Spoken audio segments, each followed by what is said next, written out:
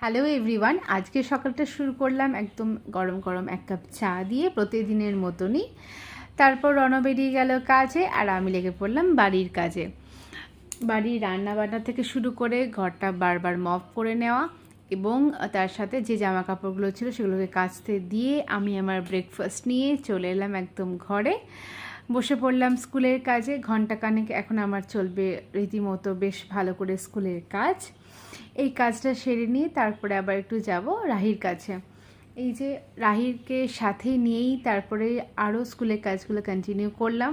রাহি করছে এখানে puzzle solve. এই ধরনের বিভিন্ন ধরনের অ্যাক্টিভিটি দিয়ে ওকে আমি এনগেজ রাখি সারাদিনই। আর দুপুরে ছিল একদম বাঙালি খাবার দাবার, দুধ শুক্তো, ওল মাখা, তার সাথে ডিমের ঝোল। খাওয়া দাওয়া সেরে একদম বসে পড়লাম লাইভ কমপ্লিট করে চলে এলো গুড়িয়া। ওকে একটা শাড়ি পারচেস করলো ও এরকম